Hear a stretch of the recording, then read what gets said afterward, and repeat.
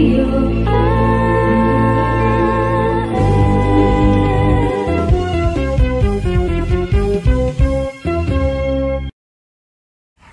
AR di 104,4 FM dan Pasar Bali. Halo, apa kabar Mitra AR? Wah, seneng banget nih Luna bisa hadir lagi. Dan Luna nggak sendirian Mitra AR, ada seseorang di sebelah saya. Halo, Kak Denada. Hai Luna, apa kabar? Asungkara sehat. Kakak apa kabar? Syukurlah baik, aku juga sehat, baik, dan juga aku doain semoga semua Mitra AR dalam keadaan sehat. Amin. Mitra AR, ini Luna ingetin bahwa Denada yang ini, bukan yang ini ya.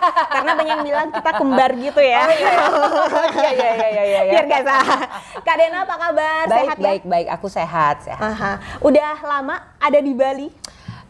Udah datang dari kemarin. Oke. Tapi memang acaranya hari ini nih. Hari ini kita ada acara Zumba. Jadi aku kan udah dari tahun 2020 punya profesi baru, ya, jadi instruktur Zumba, dan akhirnya hari ini beruntung dan bersyukur banget dapat kesempatan buat ngisi acara di Westin, Hotel Westin Nusa Dua. Itu ada acara namanya Celebrate Wellness. Jadi salah satunya itu eventnya itu adalah Zumba. Iya. Dan Kak Dena jadi aku instrukturnya ya. Jadi aku mau jadi instruktur dari tahun 2020 dan abis aku jadi instruktur, aku dihubungi juga oleh pihak Zumba Home Office yang ada di Amerika, dan akhirnya aku bersyukur banget dipercaya untuk jadi brand ambassador Zumba untuk Indonesia gitu. Dan akhirnya sekarang benar-benar ngejalanin dua profesi ya, sebagai musisi dan juga sebagai instruktur Zumba. Padahal baru dari 2020, baru 3 tahun, tapi udah sebegitu concernnya di Zumba. Banget, dan beruntung banget juga dan bersyukur banget juga. Suatu hal yang aku juga nggak pernah sangka-sangka, bahwa dari Zumba itu, dari olahraga Zumba, aku tadinya dari mulai suka karena senang mengikuti kelas-kelasnya, sampai akhirnya ngambil sertifikasinya, akhirnya jadi instruktur, dan nggak nyangka bahwa di tahun 2023 awal dari olahraga Zumba itu aku bisa punya studio olahraga sendiri. Keren. Iya, jadi ya bersyukur banget sama Tuhan. Kemarin tahun ini di bulan, aku lupa, pokoknya nggak lama habis Lebaran, kita itu habis grand opening di Jakarta. Ada studio kita yang namanya Rumah Raga. Itu aku nggak sendiri sih, aku dengan beberapa partner. Dan sekarang sudah berjalan dan senang banget karena jadi punya punya baby baru, istilahnya gitu, punya baby baru. Di samping baby yang udah besar sekarang Iya gitu. Oke, makanya hari ini penampilannya Zumba banget ya Kak ya? Iya, karena memang udah siap-siap nih mau Zumba party abis ini. Oke, Mitra. Kak, tapi ini di samping sebagai instruktur Zumba, Kakak tetap concern dong sebagai musikus. Buktinya ini udah lahir lagu dangdutnya Kak Dena yang terbaru ya kan? Iya. Itu yang judulnya apa Kak? KOPLO ya. KOPLO alias koplo. Iya, alias koplo itu sebenarnya ada singkatannya. KOPLO itu punya singkatan itu adalah K itu kumpulan orang-orang paling laku on air dan off air. Kita banget Kakak. Bilang enggak suka, tapi semua akan koplo pada waktunya. Benar. Jadi emang lagu itu dibuat oleh J-Flow, ya, yang kita tahu sebenarnya J-Flow ini sama sekali nggak ada hubungannya sama musik dangdut. Nggak ada ya? Nggak ada hubungannya. Tapi Kak Dena juga aku juga mengawali sebagai rapper. Memang awal mula karirku di musik itu sebagai rapper. Dan akhirnya ketemu sama J-Flow itu pertama kali beberapa tahun lalu. Aku diajakin sama J-Flow untuk ikutan di salah satu project lagunya dia, lagu hip hop, lagu rap, judulnya Mercusuar waktu itu. Dan setelah itu aku jadi menemukan seseorang yang aku rasa punya kecerdasan di musik yang menurut aku sangat amat di atas rata-rata. Jarang banget aku ketemu orang musisi yang dan produser pencipta lagu yang sekreatif dan secerdas dia. Gitu, itu bisa kelihatan lah ya dari lagu-lagunya dia gitu. Ada beberapa lagu-lagunya dia yang menurut aku sih wah brilian gitu. Dan kebetulan dia dapat seorang istri yang juga nggak kalah jeniusnya. Jadi mereka berdua ini udah sebenarnya lagu Keopelo ini adalah lagu keempat yang kita kerja bareng. Oh, oke. Pertama dulu Mercusuar itu lagu rap, lalu terus habis itu kita bareng lagi di lagu Denada. Tetap rap? Itu rap juga. Terus habis itu kita bareng lagi di lagu Mother Father. Itu juga rap lagunya. Dan ini yang keempat. Yang keempat ini kita kali ini aku sendiri. Jadi kalau yang di 3 lagu awal itu kita 2 lagu awal kita berdua, yang ketiga Mother Father itu aku sendiri, dia yang bikinin. Yang ini juga aku sendiri, dia yang bikinin. Tapi memang PR-nya waktu itu buat dia adalah aku bilang sama dia, aku punya sebuah lagu konsep yang ada di kepalaku sudah 10 tahunan lebih. Iya. Tapi aku nggak pernah bisa tuangin ke lagu pertama karena memang aku nggak punya kemampuannya satu. Dan yang kedua aku belum bisa menemukan seseorang yang aku rasa cukup cerdas dan pintar dan cerdik untuk membuat lagu ini jadi nyata. Konsep apakah itu? Aku bilang sama dia, aku kepengen punya lagu hip hop yang koplo. Tapi lagu koplo yang hip hop gitu. Terus dia bilang, wow, itu dia seneng banget sih karena kan orangnya tuh dia sangat amat seneng dengan tantangan musik ya. Iya.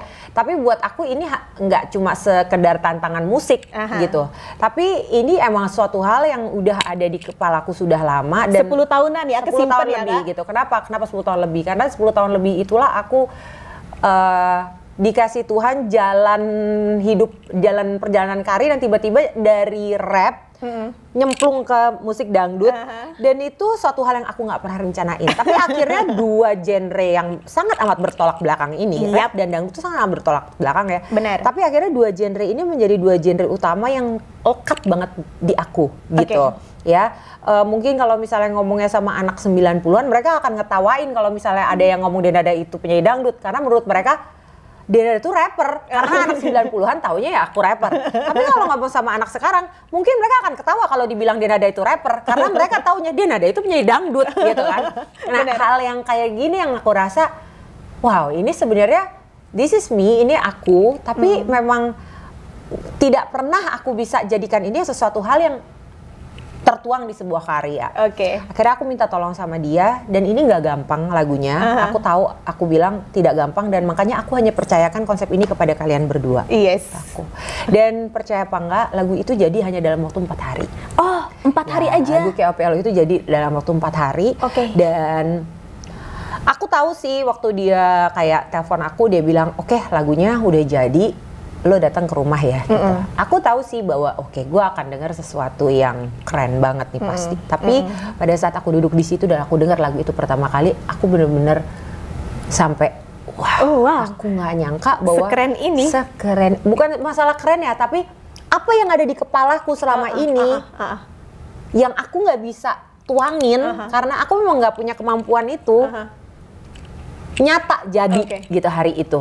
Dan aku lihat itu dan aku dengar itu, pada saat itu hati aku tuh bener langsung this is it, ini yang aku mau gitu. Jadi jadilah lagu Keopelo itu, dimana di lagu itu ya sebenarnya sebagian besarnya adalah aku menceritakan tentang perjalananku, tentang hidupku gitu, termasuk di musik dan di kehidupanku pribadi gitu. Pertanyaannya, setelah sekian tahun menjadi rapper dan dikenal di mana-mana sebagai rapper, sekarang dikenal sebagai dangduters, gimana rasanya Kak nyanyiin lagu dangdut?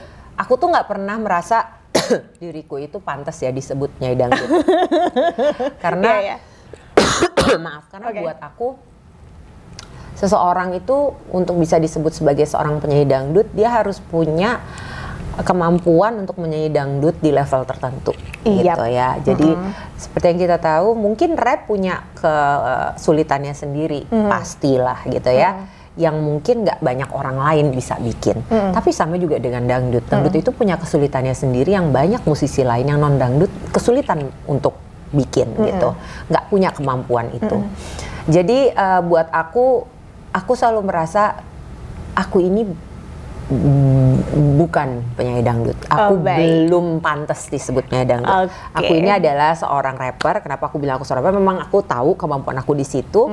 aku ini seorang rapper yang kebetulan emang aku jatuh cinta sama musik dangdut. Yang aku rasa nggak cuma aku ya, banyak orang yang ngomongnya kayak apa itu dangdut, tapi sebenarnya lo kalau diem-diem aja sendiri dengan lagu dangdut lo joget kan. Itu sesuai banget sama lirik lagunya kakak loh. Itu sebenarnya bilangnya kita gak juga suka. Kenapa? Karena aku mengalami masa itu. Kan aku ini adalah seorang musisi yang berada di satu genre yang sangat amat kecil banget gitu kan ya. Hip hop sekarang walaupun udah lebih banyak dan sudah lebih diterima, apalagi banyak banget musisi hip hop kita yang akhirnya bisa tembus pasar internasional. Rich Brian gitu kan, wah yang keren-keren banget gitu. Tapi itu pun sebenarnya saat sekarang ini kita bisa lihat porsinya rap itu di Indonesia tuh jauh banget, kecil banget dibandingin sama porsi musik-musik lain, apalagi dibandingin dangdut.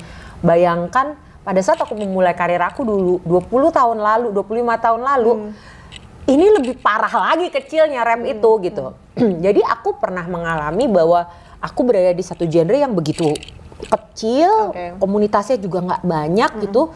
Terus tiba-tiba aku masuk ke genre yang kata orang itu dalam tanda kutip mainstream gitu. Dan aku melihat gitu ada beberapa orang yang ngelihat aku kayak yang kok tiba-tiba lu jadi masuk dangdut sih Dina gitu. Dalam hati aku, maksudnya aku kalau memang maksudnya melihat itu sebagai satu hal yang oke, kok bisa tiba-tiba pindah, it's fine. Tapi kalau misalnya terus ngomong begitu dengan sedikit kayak, ih kok jadi dangdut, itu yang aku merasa kenapa gitu loh. Bener. Aku tuh sebagai orang Indonesia, aku bangga banget loh di Indonesia ini ada kita punya dangdut. Dangdut ini kan musiknya orang Indonesia yang dicintai banget oleh seluruh masyarakat Indonesia. Pemersatu bangsa, iya dong. Iya.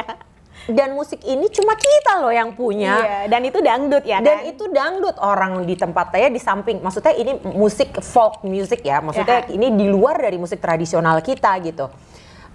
Orang di luar, di Amerika, di Jepang, di luar negeri, mereka tuh punya apresiasi yang luar biasa sama dangdut. Kenapa kita sendiri yang orang Indonesia yang punya, kita nggak punya kecintaan yang sama gitu, yang lebih. Nah itulah makanya di dalam lagu ini, dulu itu terlihat banget. Makin kesini, makinlah kita lihat di festival-festival yang notabene non-dangdut, kita bisa lihat musisi-musisi non-dangdut sudah dengan amat nyaman dan tenang menyanyikan atau bahkan membawakan lagu dangdut. Iya kan? Nah itu loh maksudnya, dan juga orang-orang yang aku tahu dulu bilang kayaknya dangdut gimana-gimana gitu, sekarang akhirnya jadi salah satu orang yang tangannya di atas kalau lagi denger lagu dangdut. Iya maksudnya gitu. Sejaim apapun tetap aja kaki joget-joget iya gitu kan, gitu. Dan kita mesti akui lah, dangdut itu adalah suatu musik yang benar-benar stress release banget. Cara penyampaiannya juga sangat amat straightforward ya kan. Karena lagunya ini memang lagu istilahnya lagu rakyat gitu ya. Jadinya bahasanya juga sangat amat mudah gitu. Sehingga semua orang pasti bisa relate. Dan pasti kena langsung setiap kali denger liriknya, setiap kali denger musiknya gitu ya kan. Sebegitunya penghargaan Kak Dena sama lagu dangdut. Coba dong dinyanyikan sedikit lagu koplonya. Bagian ininya, bagian mana ya? Oke, bagian ini. Iya. Karena di video klipnya juga asik banget tuh gayanya Kak Dena ya. Gua lupa apa enggak nih ya? Gimana sih? Maaf. Ya, bagian rapnya, terus nanti aku nyanyiin sedikit chorusnya ya. Oke. 90-an, 2000-an udah pernah nge-swag sampai ke ibuan Batak, Banyuwangi, nge-rap nari sama nyanyi. Lo kok sana sini single mami nyari money. Hey, day to the nada, hey to the mada. Apapun kau mau aku palu gada. Semua kulakukan atas nama keluarga. Harta yang paling berharga bukanlah Balenciaga. Katanya setiap orang ada masanya. Katanya setiap masa ada orangnya. Hey, hidup kadang susah tapi semua akan indah pada waktunya. Asik.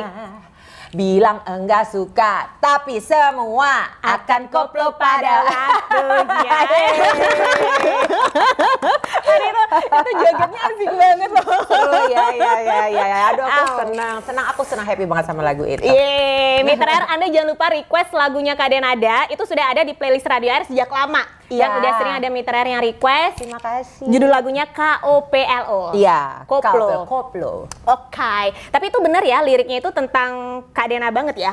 Iya, memang itu ada perjalanan hidupku yang memang aku rasa banyak orang yang bisa relate ya gitu. Terutama apalagi itu terjadinya kan banyak di masa pandemi gitu. Kita semua punya perjuangan yang lebih di masa pandemi, itu udah pasti. Mau perjuangan masing-masing ya. Perjuangan masing-masing, mau apapun bidang usahanya, mau apapun posisinya, situasinya. Ibu rumah tangga pun pada saat masa pandemi tantangannya juga luar biasa gitu. Jadi aku tahu setiap orang itu pasti punya perjuangan, punya tantangan di hidupnya, dan aku kepengen lagu ini bisa jadi semangat gitu, bahwa percaya deh, setiap habis hujan itu ada pelanginya. Catet, setiap habis ujian selalu ada pelanginya kan? Ya. Wow, Kak Denada sekarang udah menemukan pelangi yang dimaksud itu ya? Amin, amin. Ya, aku senang bahwa Aisyah, anakku ya, pengobatannya kemarin sudah selesai di tahun 2020 ya, dan sudah kemonya sudah selesai. Jadi itu satu hal yang aku bersyukur banget sama Tuhan gitu. Sekarang sudah sekolah, itu juga aku syukuri. Banyak hal-hal yang aku bersyukur. Akhirnya setelah sekian lama di masa pandemi aku tuh nggak bisa kerja, hampir nyaris tidak punya penghasilan. Tapi sama kayak kita ya. Iya. Pasti yang ada di sektor khususnya entertainment, hiburan tuh pasti akan kesulitan sekali.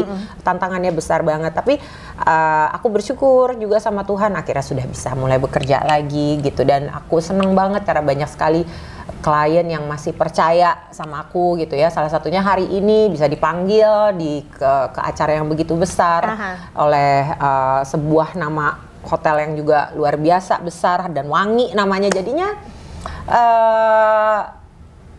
masih banyak yang harus aku usahakan karena kita semua pasti begitu. Walaupun sudah ketemu pelangi, tapi kan nggak berhenti di situ. Tetap ada perjuangannya, tetap ada tantangannya pasti, because itulah hidup gitu. Tapi aku selalu percaya bahwa Tuhan itu tidak akan menaruh kita di sebuah situasi atau perjuangan tanpa Tuhan itu akan hadir dengan pertolongannya. Jadi bersyukur dengan yang sudah Tuhan berikan kepada kita, semualah rezeki, kebahagiaan, kesehatan ya, dan juga tetap berupaya dan berusaha untuk just live the best aja, memberikan yang terbaik, hidup dengan yang terbaik, dan memberikan yang terbaik untuk orang yang kita cinta. Luar biasa. Ini pertanyaan tebengan dari mitra yang ada di rumah. Apakah lagu Koplo ini bakal jadi lagu dangdutnya Kak Dena yang pertama dan yang terakhir? Gini, satu hal nih yang memang setiap musisi itu pasti alami ya. Di saat kita punya lagu, keluar lagu, terus lagu itu tiba-tiba Tuhan berikan kesuksesan gitu di lagu itu ya. Lagu itu jadi bagus, orang suka gitu. Pada saat kita kan nggak mungkin berhenti ya, kita pasti bikin sesuatu lagi kalau masih mau berkarir gitu. Pada saat kita mau bikin lagi sesuatu karya setelah itu, pasti bebannya gede. Karena kita harus mikir, aduh gue mesti bikin apa lagi nih ya yang lebih dari itu. Karena sekarang standarnya pada saat aku keluarin sesuatu lagi, keluarin lagu lagi, orang pasti akan mikir, ya lo harus bikin yang lebih keren daripada Koplo lah, daripada KOPLO lah ya kan, atau paling nggak sama kerennya. Nah, untuk bisa mendapatkan formula itu yang tantangan. Dan jadi, secara pribadi Kak Dena pun sebenarnya nggak pengen ngecewain penggemar kayak gitu ya. Gitu, iya, apalagi aku seneng banget, aku tuh dapet, aku nggak tahu ribuan video yang aku lihat di story Instagram, TikTok, posting feed, reels, YouTube bahkan gitu, di semua sosial media ribuan yang aku lihat. Kadang-kadang tuh bisa puluhan, ratusan yang aku lihat setiap harinya. Mereka itu entah bikin tutorial makeup, entah bikin transisi makeup, entah bikin dance challenge sendiri, entah bikin koreo Zumba dengan lagu KOPLO gitu. Itu kan apresiasi yang aku nggak bisa anggap remeh gitu. Itu rezeki banget gitu. Jadi of course tentunya kita bikin karya adalah untuk bisa dinikmati, bisa membahagiakan orang lain, itu udah pasti. Jadi sekarang ya itu PR-nya gitu. Gimana caranya supaya mereka yang udah memberikan apresiasi terhadap KOPLO ini, kalau aku bikin karya lagi, mereka juga akan bahagia juga, akan happy juga, akan bisa menikmatinya juga. Berarti masih gantung apakah akan ada lagu dangdut selanjutnya atau enggak, masih gantung nih jawabannya nih. Ya. Tapi nanti kalau misalnya udah mendekati itu, Mitra Air pasti aku bisikin. Pasti itu langsung rilisnya di Radio Air bisa banget ya? Bisa banget dong. Kak Dena ketika menggarap, memproduksi lagu Koplo ini kayaknya bahagia banget, termasuk di video musiknya juga itu emang denada banget gitu, bener ya? Ada kebahagiaan yang nyampe ke kita-kita yang nontonnya itu loh. Iya. Ada happy itu ya? Happy itu, memang jadi lagu ini adalah salah satu project yang aku tuh benar-benar enjoy banget dari awal pengerjaan sampai hari terakhirnya itu kan. Terakhir itu proses kita itu adalah video klip kan, gitu. Begitu selesai video klip gitu, itu kayak waduh, happy-nya tuh happy banget. Setiap proses nggak ada yang kita tuh berat gitu ya. Semuanya tuh happy, semua. Karena kan lagunya emang kita lagi foto buat cover, lagu itu yang dipasang gitu kan. Kita lagi syuting video klip, lagu itu yang dipasang. Dan karena lagu itu lagu yang happy banget, jadinya selalu ngebawa mood kita yang kerja di situ tuh seneng gitu. Bener. Jadinya emang kayak nggak ada rasanya kayak orang lagi kerja gitu. Begitu juga sama waktu pas lagi take vokalnya. Take vokal itu kita kan nggak cuma aku ya. Di situ ada Akbar. Akbar ini adalah pemain tabla ya, takdut, pemain takdut, masih muda, masih SMA, tapi dia tuh wah luar biasa, masya Allah banget. Dia talentnya luar biasa. Dan juga ada Bang Cepi namanya. Bang Cepi ini biasanya kalau di orkes musik dangdut, ya tahu kan selalu akan ada satu orang yang senggak-senggak yang ngasih kayak jaja, asik, jos, ya, kayak gitu. Nah inilah Bang Cepi nih, ya, role-nya Bang Cepi. Dan itu tuh kita kan sama-sama, ya walaupun aku sudah bisa dan ada di dunia musik dangdut, tapi kan juga ini suatu project dan suatu hal yang baru gitu. Karena ini ada rap, ada hip hop, ada dangdut gitu. Kita gabungin jadi satu gitu. Jadi kita hari itu tuh benar-benar belajar banyak banget dari mereka. Dari Bang Cepi, dari Akbar. Kita belajar banyak banget dan kita apresiasi banget. Kita seneng banget mereka tuh mau bantuin kita gitu. Karena apa kehadiran mereka di situ dan semua effort yang mereka berikan itu benar-benar memberikan flavor dan rasa dan jiwa yang luar biasa di lagu KOPLO. Jadi bikin proses pembuatan lagu KOPLO ini bukan cuma menyenangkan, tapi juga banyak banget kita dapat pengetahuan dari sini, belajar banyak banget hal baru. Jadi kayak pencerahan gitu loh. Jadi kayak abis ini tuh kita jadi lebih berisi. Jadi pas mau bikin lagi tuh ini yang pas mau bikin project lagi, kita tuh kayak kepalanya jadi udah berbeda dengan pada saat sebelum bikin gitu. Tapi mungkin gak sih Kak Dana itu suatu saat nyanyiin lagu dangdut yang agak-agak nyerempet ke pure dangdut gitu gak sih Kak? Mungkin enggak? Kalau buat nyanyi di TV sih sama nyanyi di panggung sih udah sering ya gitu. Ya, sok kepedean aja gitu ya. Walaupun cengkoknya masih nggak sempurna tapi sok kepedean aja gitu nyanyi gitu. Cuma kalau untuk bikin project dalam arti kata lagu single gitu ya, yang benar-benar mendekati pure dangdut, mungkin pada saat ini masih belum. Bukan karena apa-apa, tapi karena balik lagi ke yang tadi. Aku merasa kemampuanku masih belum cukup memadai untuk bisa nyampe ke situ.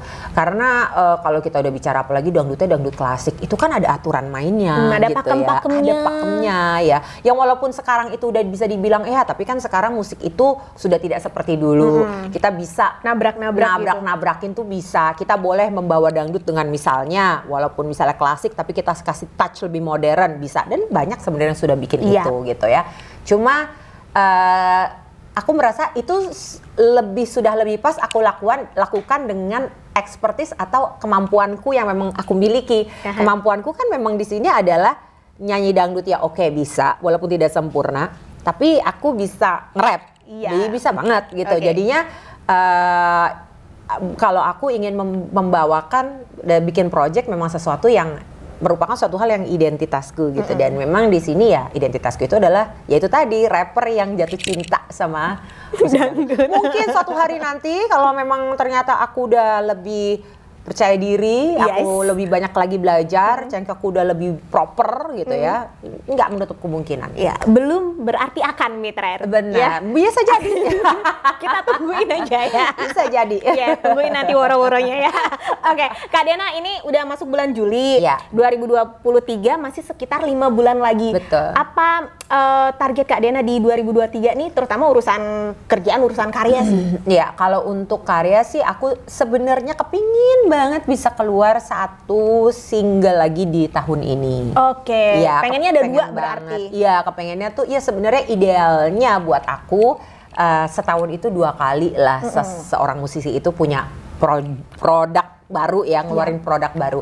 Cuma ya kita lagi mengupayakan ke situ ya. Jadi itu dan tentunya untuk karirku yang satu lagi sebagai instruktur Zumba dan sebagai kebetulan sekarang udah punya studio sendiri, juga kepengen studioku jadi lebih berkembang, kepengen kita bisa buka cabang-cabang baru lagi gitu. Karena saat ini kita cuma punya satu di Gandaria dan benar-benar berharap moga-moga dari satu ini bisa jadi banyak gitu. Amin, amin.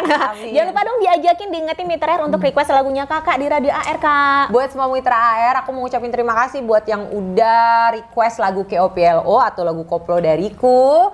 Dan aku mau ajakin semua teman-teman Mitra Air untuk terus request lagu aku KOPLO atau koplo tentunya di sini dong. Berapa sih nomornya? Ini nomor apa kan? Nomor 1 Radio AR 104,4 FM. Tentunya di sini di Radio AR 104,4 FM. Jangankan berteriak, berbisik pun kami didengar. Kak Dena, makasih banget lo udah ngobrol sama kita di sini. Terima kasih. Aku makasih juga banyak. Seneng banget hari ini disamperin. Terima kasih banyak dan mudah-mudahan lain kali bisa main-main ke sana. Amin, amin. Sehat terus ya Kak, supaya tetap bisa berkarya, tetap bisa menghibur pendengar Radio AR juga. Amin, amin, amin, amin. Sehat-sehat juga ya Luna. Amin. Makasih banyak loh Mitra Air yang udah menyimak obrolan kita sama Kak Cantik dan ada yang satu ini. Jangan lupa Anda request terus lagu KOPLO dan kita tungguin karya-karya selanjutnya karena tadi udah dijanjiin loh walaupun secara nggak langsung. Pokoknya kita tungguin aja. Sehat-sehat semuanya Mitra Air dan terima kasih banyak. Dah.